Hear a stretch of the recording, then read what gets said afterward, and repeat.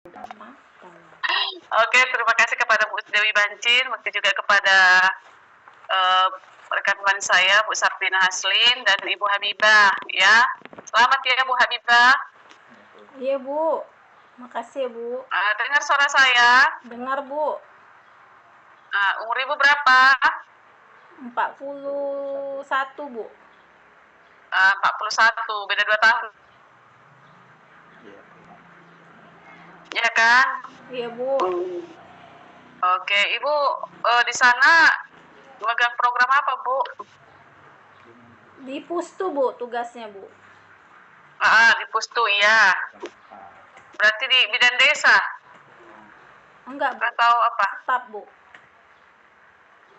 Iya, maksudnya megang apa? Imunisasi kah? KIA kah? Kan Pustu itu ada juga. Staf biasa Atau aja, di Bu. gimana Bu? Staf biasa. Iya, staf biasa apa Bu? Melayani pasien kah? Farmasi? Iya, melayani pasien Bu. Melayani pasien. Oke. Apa lagi Ibu tahu tentang penelitian Ibu ini? Tentang pentingnya kelas ibu hamil Bu. Terus? Kenapa rupanya harus penting itu ibu hamil itu? Kelas ibu hamil itu?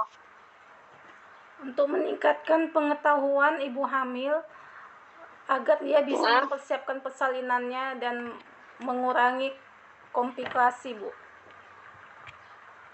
Mengurangi komplikasi. Komplikasi apa Bu? Misalnya jika tensinya tinggi Bu. Itu kan di ANC Bu. Seperti itu Bu. Terus? Kemudian pasien bisa mengetahui perubahan tubuh, keluhan selama kehamilan, perawatan kehamilan, persalinan dan perawatan nifas, kemudian KB, perawatan bayi, dan mitos-mitos masyarakat tentang hamil Bu. Kenapa kalau dia nggak ikut kelas ibu hamil Bu? Supaya ada teman ini Bu, teman sharing sesama ibu. Enggak, kalau dia tidak mengikuti kelas ibu hamil, kenapa rupanya? Akan terjadi masalah Bu. Mungkin dia menjadi masalah apa Bu? Ya Bu? Ibu hamil akan pengetahuannya berkurang Bu, tidak mengetahui. Terutama tidak mengetahui apa? Tentang kehamilan. Apakah dia tidak mengikuti kelas ibu hamil dia langsung meninggal atau misalnya mengalami abortus atau apa? Iya, seperti itu Ibu. Seperti apa Bu?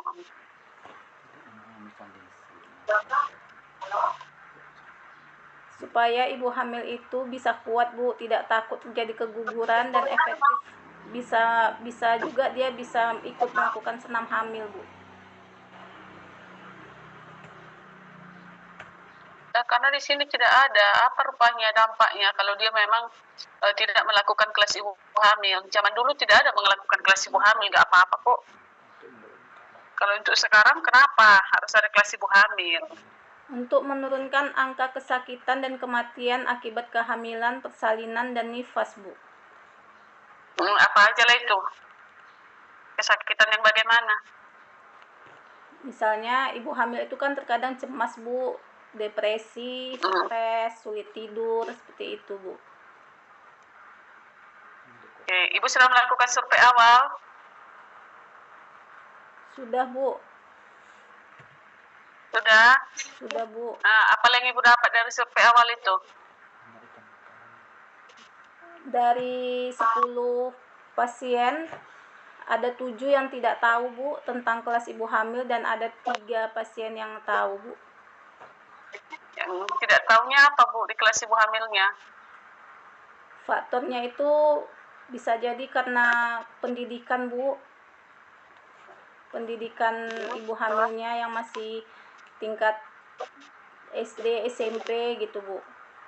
Kemudian kalau dia misalnya hamil mulai dari trimester pertama sampai trimester ketiga, berapa kali lah dia kelas ibu hamilnya? Mengikuti kelas ibu hamil? Minimal 2 kali Bu. 2 kali, itu menurut siapa Bu? menurut Ibu?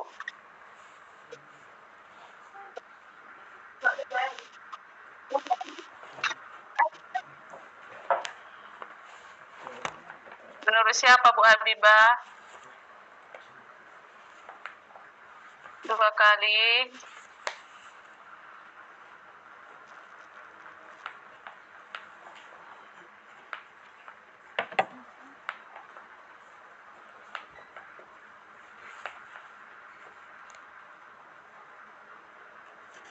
Ibu melaksanakan kelas ibu hamil nggak di sana?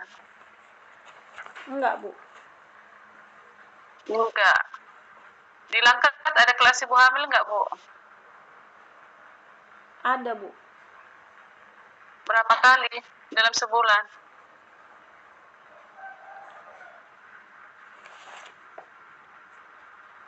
Minimal seminggu sekali, Bu. Ibu di mana wilayah kerja puskesmas? Terus sekali. Berapa desa Bu di Langkat? Saya di apa, Bu? Kecamatan Nama Ukur, Bu. Iya, di Nama Ukur. Itu di puskesmas. Di puskesmas berapa desa di sana? Ada 12 desa, Bu. 12 desa. Pelaksanaan kelas ibu hamilnya per desa atau per puskesmas? Per desa, Bu. Per desa. Oke. Jadi Ibu sekalipun tidak pernah ikut dalam kelas ibu hamil? Pernah, Bu. Terus apalah kegiatannya di situ? Senam hamil. Kemudian memberikan pengarahan kepada ibu hamil tentang perubahan tubuh, faktor-faktor yang mempersulit ketika persalinan, seperti itu, Bu. Nutrisinya nggak usah? Diberikan juga, Gizi ibu hamil nggak usah? dikasih juga, Bu, penjelasannya kepada ibu hamilnya. Berarti Ibu belum paham apa itu kelas ibu hamil. Seharusnya kalau memang kita mengangkat kelas ibu hamil itu kita harus mengerti, Bu. Apa-apa aja. Pertemuan pertama apa? Pertemuan kedua apa? Pertemuan ketiga apa? Pertemuan keempat apa yang harus dilakukan? Apa-apa aja yang perlu? Informasi apa yang perlu? Kan seharusnya itu Ibu buat. Supaya Ibu mengerti. Kenapa penting kali senam ibu hamil? Kenapa penting kali kelas ibu hamil ini? Supaya apa? Ibu bilang kan meningkatkan pengetahuan. Pengetahuan apa? Kan nggak jelas. Apa pengetahuan tentang nutrisinya kah? Tentang tanda bahaya kehamilan? Kan itu, karena ibu seorang bidan, Bu. Setidaknya itu udah paku mati sama kita. Tuh, jangan hanya berlalu gini aja. Itu gunanya kita, Bu, mengambil dari D3 ke S1. Supaya apa? Peningkatan pengetahuan juga. Sama kayak misalnya ibu hamilnya. Kenapa dia harus mengikuti kelas ibu hamil? Supaya meningkatkan pengetahuan. Ibu pun seperti itu. D3 ke S1. Supaya apa? Meningkatkan pengetahuan ibu juga. Di sini tidak saya temukan, Bu. Ya, apa-apa aja, poin-poin apa aja yang terkait dengan kelas ibu hamil. Pertemuan pertama, kedua, ketiga, keempat, apa di situ dibahas? Itu ada, Bu. Buku kelas ibu hamil itu ada. Jadi nanti di bab 2 silakan Ibu buat di situ. Apa-apa aja itu kelas ibu hamil menurut yang ada di Permenkes itu. Ada bukunya, Bu, terus untuk ibu hamil. Ada sama Ibu? Ada, Bu. Itu nanti Ibu buat di bab 2-nya supaya Ibu tahu.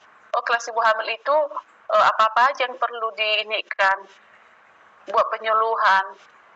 Apa-apa aja yang perlu kita share sama ibu hamilnya, kan gitu. Dan nanti Ibu buat di bab 2. Ya? Iya, Bu. Terus nanti di tujuan umum khusus Ibu apa? Coba baca, Bu, tujuan khusus Ibu apa?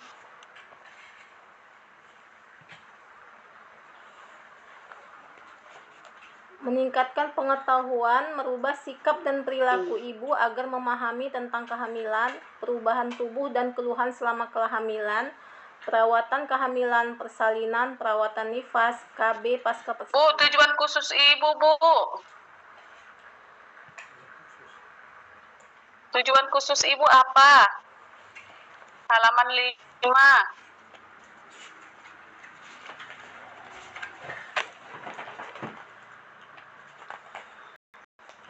Untuk mengetahui faktor pengetahuan yang mempengaruhi keikutsertaan kelas ibu hamil di wilayah kerja Puskesmas Nama Ukur Kabupaten Langkat. Untuk mengetahui faktor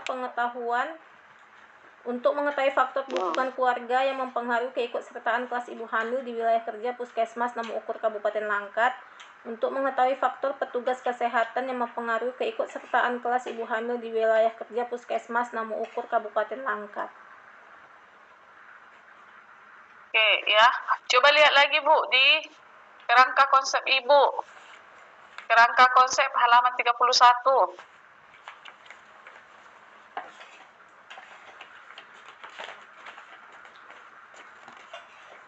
Udah dilihat, Bu? Sudah, Bu. Sesuai nggak, Bu, sama yang ini? Sama yang Ibu bacakan tadi, tujuan khususnya? Sesuai nggak, Bu? Sesuai, Bu. Di situ ada 2 pengetahuan. Iya, Bu, pengetahuan, sikap, dukungan keluarga, dan dukungan petugas kesehatan. Iya. Di tujuan khusus?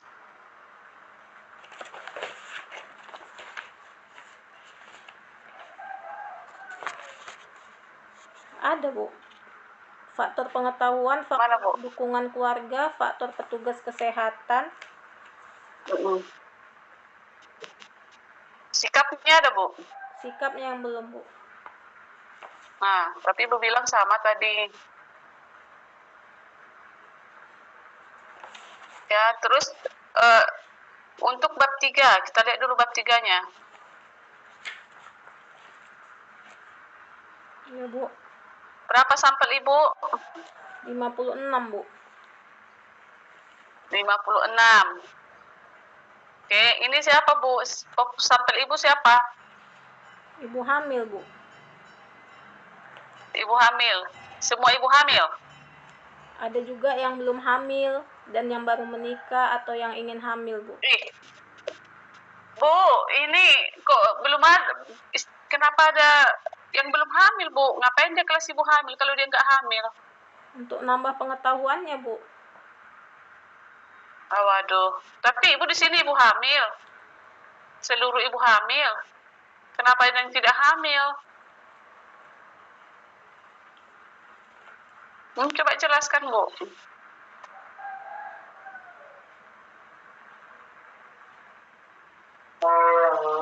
Angket kuesionernya, Bu, dikasih kepada 50 pasangan, 50 wanita hamil dan yang setelah menikah tapi dia belum hamil, supaya untuk menambah. Nanti lupa dia, Bu. Nanti misalnya dia belum hamil, setahun lagi dia baru hamil, mana ingat dia? Jadi yang benar yang bagaimana, Bu? Ibu hamil, Bu. Ibu hamil yang bagaimana? Semua? Tidak, yang usia kandungannya setelah 4 bulan, Bu, setelah kuat. Setelah kuat. Kenapa harus yang 4 bulan Ibu ambil yang semester kedua?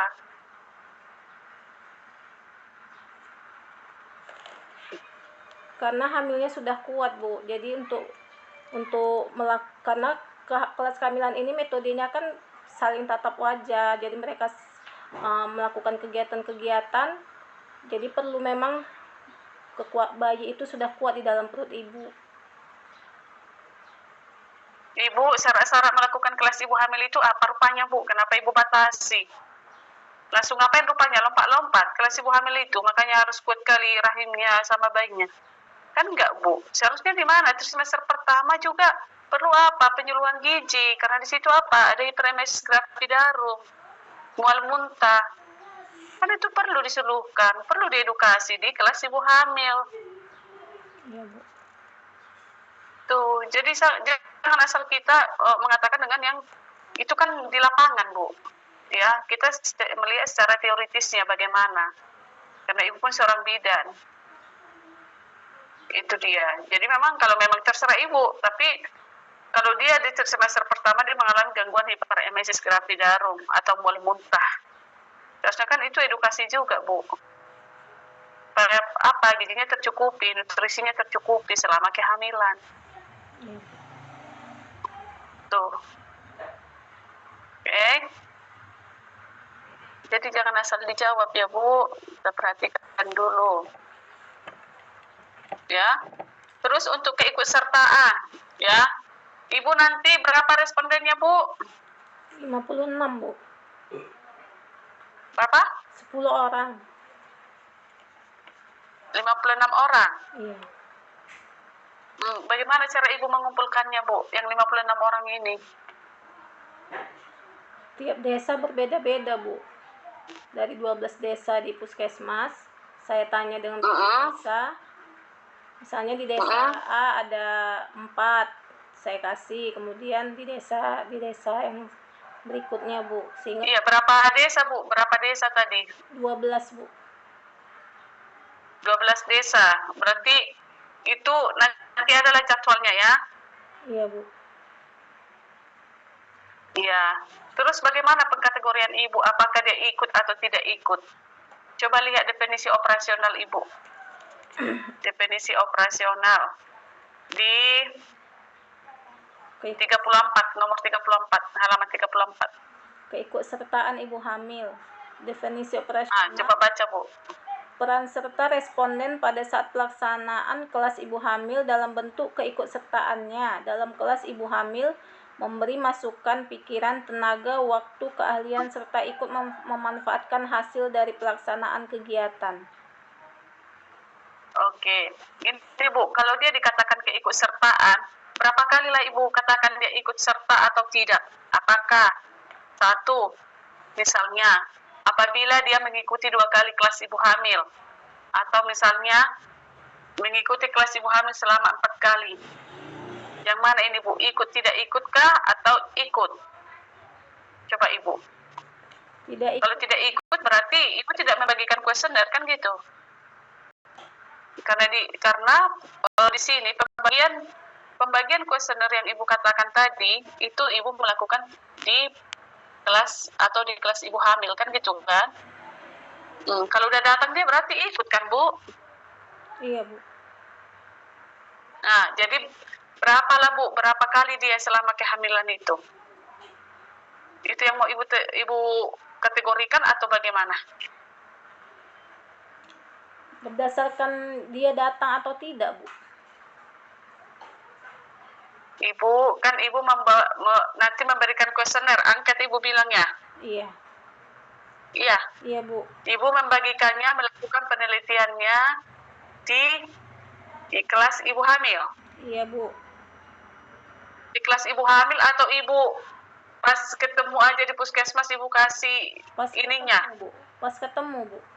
Hah? Pas ketemu, dan ada juga Mana yang betul? kelas ibu hamil dan yang tidak ikut kelas hamil dan yang ikut kelas hamil. Maksudnya gini Bu, kalau Ibu membagikannya di kelas ibu hamil berarti dia sudah ikut serta Bu, kan? Sudah ikut, dia sudah mengikuti kelas ibu hamil. Jadi yang benar bagaimana Bu? Bagaimana cara Ibu? Mau mengarang pun Ibu, tapi setidaknya Ibu tahu bagaimana pembagian kuesioner itu. Kalau Ibu bilang tadi, Ibu katakan tadi, kalau misalnya kuesioner itu dibagikan pas kelas ibu hamil, ya, bukan itu berarti ikut atau tidak ikut. Berarti kalau dia sudah datang mengikuti kelas ibu hamil, berarti dia sudah ikut serta, kan gitu. Iya kan? Iya, Bu. Jadi nanti tolong diskusilah bagaimana ya keikutsertaan ini yang bagaimana. Kalau memang bagaimana teknik Ibu dalam meneliti. Ya, kalau memang tidak dapat dipustu ibu hamilnya sebanyak 56, jadi Ibu kemana ngambilnya? Itu karena di sini Ibu terlihat dari keikutsertaan, berarti ikut dan tidak ikut. Kalau Ibu sudah membagikan kuesioner di kelas ibu hamil, berarti dia sudah mengikutinya, kan gitu. Kecuali Ibu buat keikutsertaan aktif dan tidak aktif. Dikatakan aktif dia misalnya melakukan kelas ibu hamil 3 kali, atau melakukan kelas ibu hamil, mengikuti kelas ibu hamil 2 kali misalnya. Ya, jadi nanti tolong diperhatikan pada saat dia pembagian kuesioner. Ngerti Bu yang saya bilang, Bu? Iya, Bu. Paham, Bu? Paham, Bu. Oke, paham ya? Oke, jadi nanti dilihat. Ya, pengetahuan.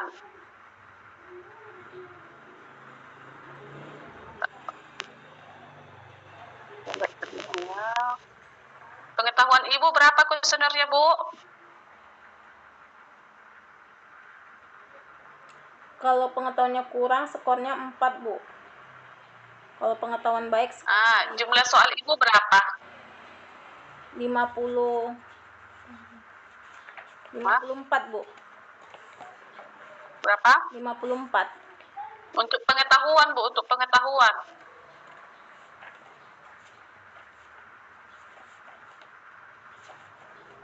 Untuk pengetahuan berapa, Bu? 9, Bu. 9. Jadi kalau untuk definisi operasionalnya bagaimana? Nanti diperbaiki, Bu. Kalau misalnya pengetahuannya dikatakan dia baik, apabila responden bisa menjawab misalnya benarnya berapa. Ya, jadi perhatikan di sini. Ya, pengetahuan kurang dan baik. Oke. Terus kurang baik sikap. Oke. Dukungan keluarga, petugas kesehatan. Oke. Ya, jadi nanti Bu, kalau misalnya ini Ibu melakukan 56 orang ibu hamil. Nanti Bu, ini kan Januari. Ini sudah ada trimester ketiga, Bu, atau menjalani 9 bulan? Atau sudah 9 bulan? Misalnya TTP-nya di bulan 12. Ada nggak dari yang 56 ini? Ada, Bu. Berarti masuk lagi ke ini, Bu. Ke sampel Ibu.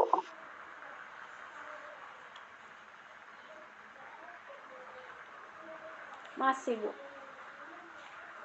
Hah? Masih. Tapi Ibu melakukan penelitian Januari. Masuk lagi.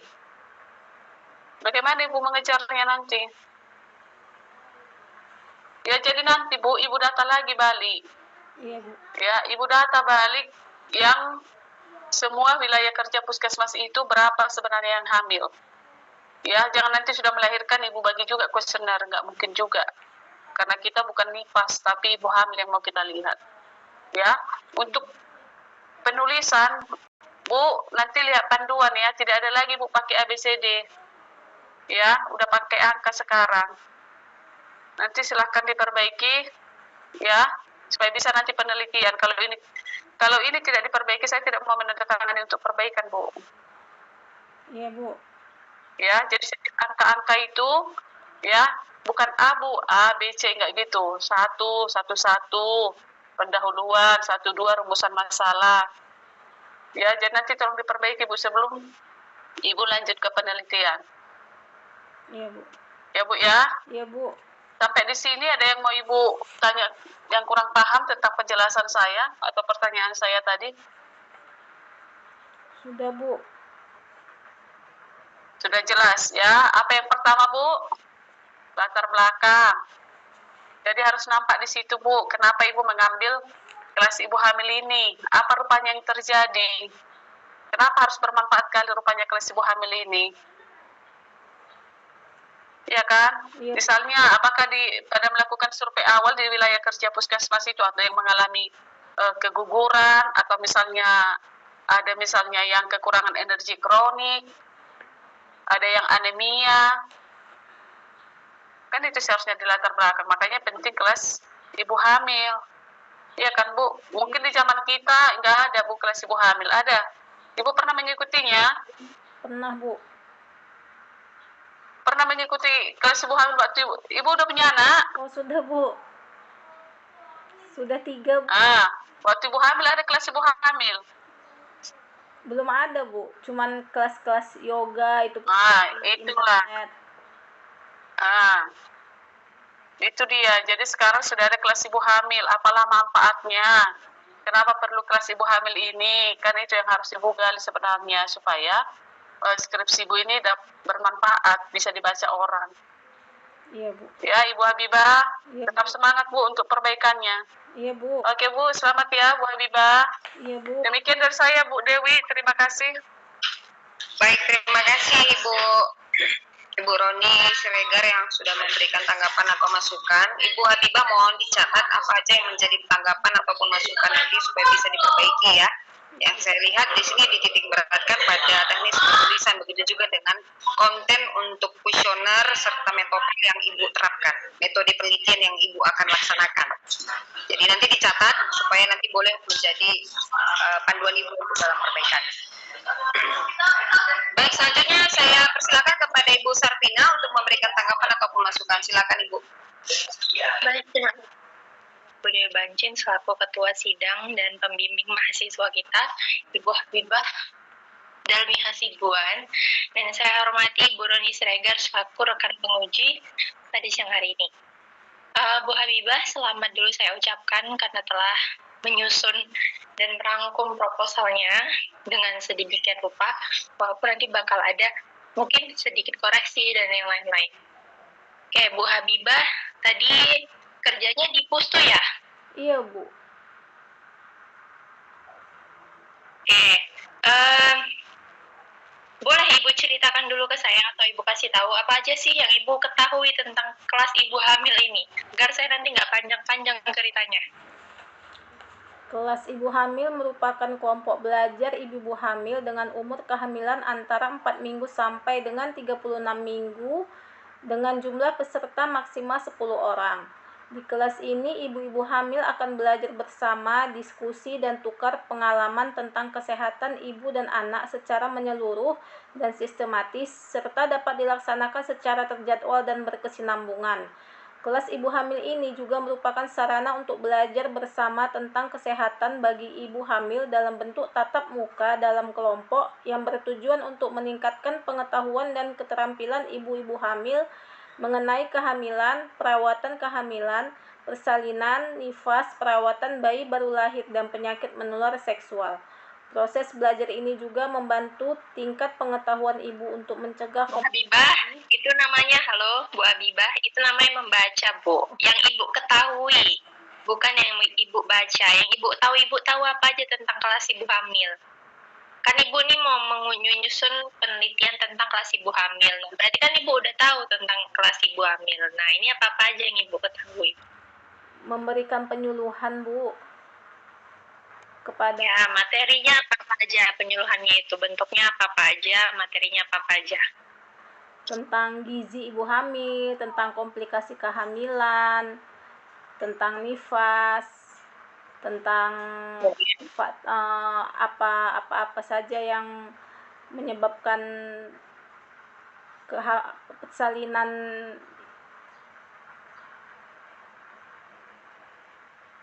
seperti itu, Bu.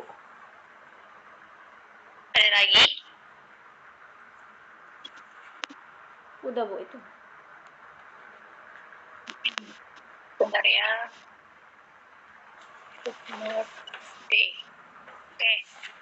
Apalagi Bu? KB diingatkan nggak? Masuk nggak dalam penyuluhan?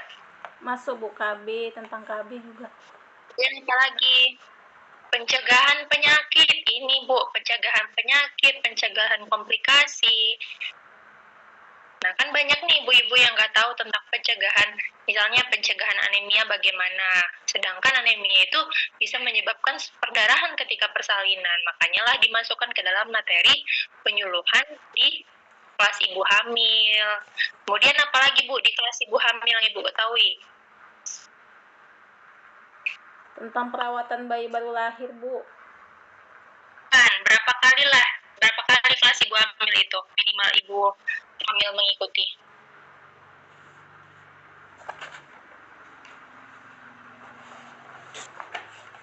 Minimal 2 kali selama kehamilan, Bu. Kata siapa tuh Bu? Berdasarkan survei, Bu, dari 10 ibu hamil di Puskesmas Namu Ukur. Kan ini kelas ibu hamil ini kan program pemerintah, Bu. Iya, Bu. Nah, pemerintah lah yang membuat. Nah, berarti kan ada ini minimal ibu hamil harus misalnya mengikuti kegiatan kelas ibu hamil minimal berapa kali. Nah, bukan survei. Kalau survei itu kan berarti survei dari kita yang melihat. Kalau ini kan pemerintah yang menentukan kira-kira minimal berapa kali sih, sehingga memang kelas ibu hamil itu harus diikuti. Berapa kali, Bu? Menurut standar pelayanan minimal, Bu, pemerintah 2 kali, Bu. Kata siapa, Bu? Ada itu referensinya 2 kali? Ada, Bu. Sedangkan materi pokoknya aja ada 5. Kenapa dia 2? Di buku panduan itu, Bu, karena kan di klinik kami juga ada kelas ibu hamil. Minimal pertemuan kelas ibu hamil itu 4 kali, Bu, selama kehamilan. Bukan 2 kali. 4 kali selama kehamilan. 4 pertemuan selama kehamilan. Dan 4 materi juga selama kehamilan. Dan setiap materi atau setiap pertemuan akan dilaksanakannya senam hamil. Gitu ya, Bu. Iya, Bu. Nah, jadi nanti referensi ibu diubah lagi, diganti lagi. 4 kali minimal pertemuan yang diikuti untuk ibu-ibu hamil. Karena ada 4 pokok bahasan atau 5 pokok bahasan, sehingga harus minimal 4 kali. Gitu ya. Iya, Bu. Nah, kelas ibu hamil itu dilaksanakan berapa jam yang ibu ketahui? Karena di sini saya lihat mana ya di survei pendahuluan katanya kan mereka beranggapan mengikuti kelas ibu hamil dapat menyita waktu dan untuk beristirahat dan bekerja. Nah, kira-kira kelas ibu hamil itu berapa jam atau berapa menit sih kegiatan itu, Bu? Sehingga menyita waktu sekali. Sekitar 30 menit sampai 1 jam, Ibu. Kata siapa, Ibu? Harus ada referensinya, Bu. Berarti Ibu nggak punya buku panduan kelas ibu hamil? Buku pedoman pelaksanaan ibu hamil? Kelas ibu hamil, sorry.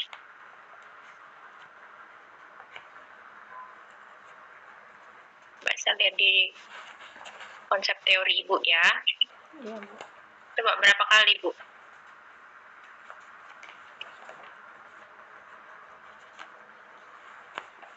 Berapa jam, Bu? 2 jam, Bu, loh itu pelaksanaan kelas ibu hamil. Bukan 30 sampai 60, karena setiap materi pokok bahasan itu banyak sekali sub-sub pokoknya. Tanda kehamilan, penyuluhan kehamilan, misalnya perubahan fisik. Otomatis untuk trimester pertama itu kan perubahan fisik sangat penting. Sehingga banyak sekali. Untuk materi aja itu 75 menit. Udah lebih dari 1 jam. Belum lagi pelaksanaan senam hamil. Senam hamilnya ada 30 menit. Sehingga nanti ditotalkan itu 2 jam. Nah, itu adalah total pelaksanaan kelas ibu hamil 1 kali pertemuan. Bu Habibah seharusnya kalau misalnya menggali atau menyusung judul ini harus ngerti dulu tentang kelas ibu hamil. Harus dipahami dulu lah dasar-dasar kira-kira kelas ibu hamil itu bagaimana, berapa kali pertemuannya, berapa jam sekali sesi, dan lain-lain. Nanti coba diperbarui lagi daftar apanya ya, Bu, daftar konsep teorinya. Iya, Bu. Oke, kemudian kita di sebelum bab 1 pendahuluan ini harus ada dulu daftar isi, tapi Bu nggak ada. Nanti coba dimasukin daftar isinya. Kemudian, nah, kita ke latar belakang, Bu, di halaman 1. Sebelumnya Ibu punya buku pedoman atau panduan penyusunan skripsi dari USM? Ada, Bu? Panduan penulisan skripsi Bu Habibah punya? Ada. Dari USM? Ada, Bu. Ada. Kenapa belum disesuaikan, Bu, penulisannya? Nanti coba disesuaikan lagi ya, Bu. Kalau penormoran itu semuanya berada di tengah bawah, tidak lagi di atas kanan atas. Kemudian untuk subbab itu bukan huruf abjad, tapi itu adalah angka. Ya, coba nanti diperbaiki lagi. Nah, kemudian coba lihat di latar belakang, setiap ibu mengangkat atau memulai paragraf baru, harus ada dulu benang merahnya di setiap akhir paragraf. Jadi kayak misalnya di paragraf pertama nih, di paragraf kedua ibu sebutkan di SDKI itu AKI berapa, kenapa langsung bahas AKI, harus ada dulu di atasnya kenapa adanya AKI. Ternyata memang mungkin ibu-ibu belum tahu tentang bahaya-bahaya atau komplikasi, tanda-tanda komplikasi selama kehamilan. Kurangnya pengetahuan ibu, sampailah baru upaya-upaya presiden atau upaya-upaya pemerintah diadakanlah kelas ibu hamil. Nah, ibu hamil ini untuk menurunkan angka AKI, barulah sebutkan AKI-nya berapa. Jangan langsung catatan pada ibu dan bayi langsung survei demografi untuk masukkan angkanya. Nanti diperbaiki lagi ya Bu Habibah. Iya, Bu. Nah, ibu kelas ibu hamil ini kan suatu upaya pemerintah, upaya untuk menurunkan angka AKI. Oke, kemudian ini ada ibu data ANC di halaman kedua, cakupan kunjungan K1 sampai K4 pada tahun 2016. Ngapain dimasukin tahun 2016, Bu? Kan ada data terbaru. Tahun 2021 angka bukan hanya K1 sampai K4 lagi, tapi udah sampai K6. Bahkan Sumatera Utara itu yang paling tinggi cakupan K6-nya. Nah, jadi nggak usah lagi dimasukin tahun 2016, ambil data yang terbaru, Bu. Ini kan udah tahun 2023, udah termundur sekali nih tahun 2016, Bu. Iya, Bu. Oke, Bu Habibah. Iya, Bu. Halo? Iya, Bu. Ya. Nah, kemudian ini faktor-faktor yang mau Ibu teliti apa-apa aja.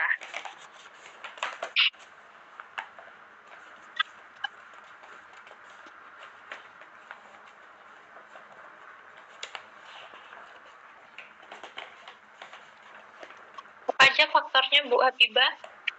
Pengetahuan, sikap, dukungan keluarga, dan dukungan petugas kesehatan. Pengetahuan, sikap, dukungan keluarga, dukungan petugas kesehatan. Nah, yang saya lihat di latar belakang belum ada Ibu sebutkan, hanya pengetahuannya aja. Nah, yang ketiga lagi nih faktornya mana lagi? Harus dimasukkan ya, Bu. Nah, ketemulah ternyata faktor-faktornya ada apa-apa aja. Benar, menurut penelitian ini ternyata faktor ini berhubungan dengan keikutsertaan ibu hamil. Faktor ini berhubungan dengan keikutsertaan ibu hamil. Nah, di setiap faktor itu harus ada dulu bukti-bukti penelitian. Oh, memang benar nih. Faktor ini ternyata adalah faktor keikutsertaan ibu hamil dalam mengikuti kelas ibu hamil. Nah, coba nanti ditambahkan dulu itu ya, Bu, data-data penelitiannya dan faktor-faktornya. Jangan langsung ke pengetahuan tanpa ada benang merahnya. Iya, Bu. Ibu catat itu, Bu. Catat, Bu. Nah, survei data awal pendahuluan. Apa yang Ibu dapatkan di Puskesmas Nama Ukur ketika melakukan survei?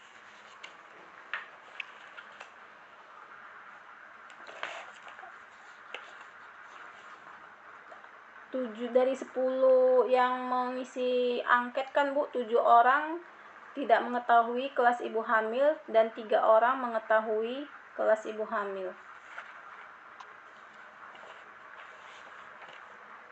Kemudian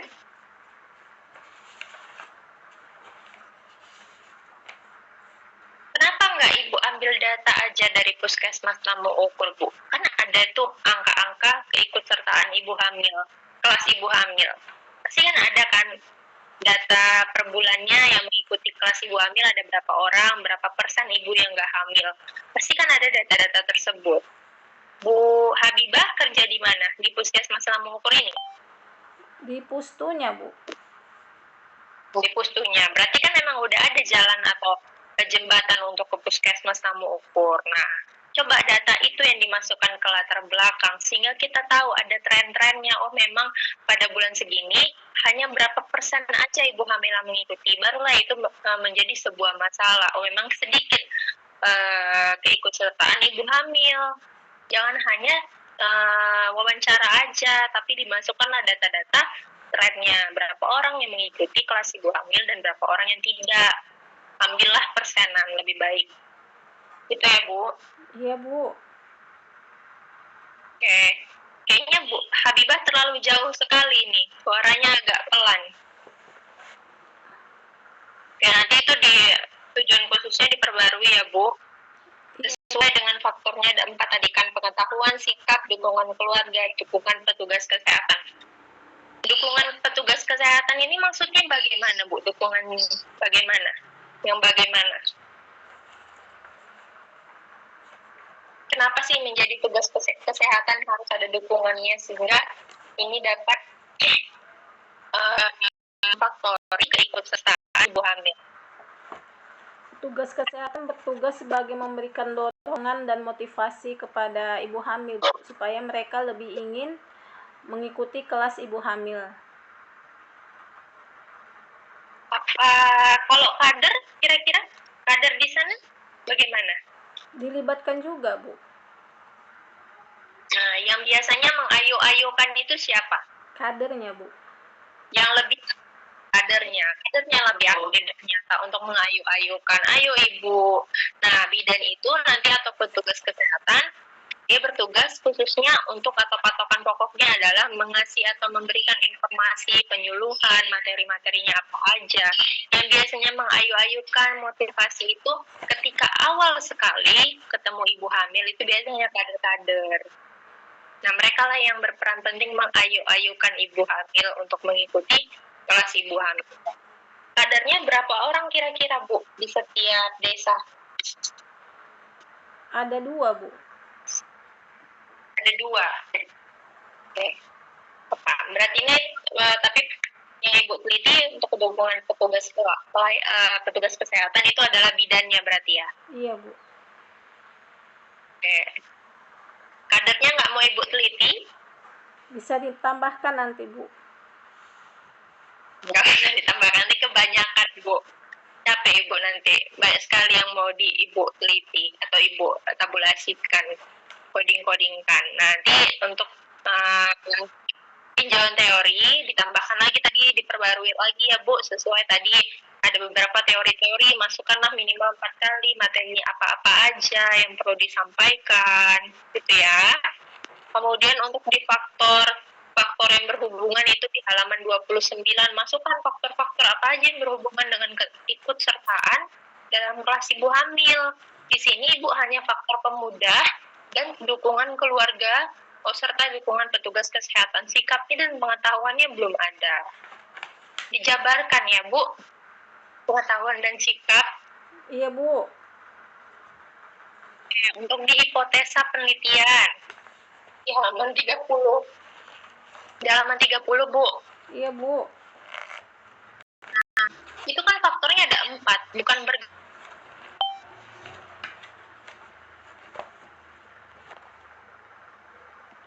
Putus, Beb. Kena ini ya, kena waktunya habis ya. Oh ya, putus.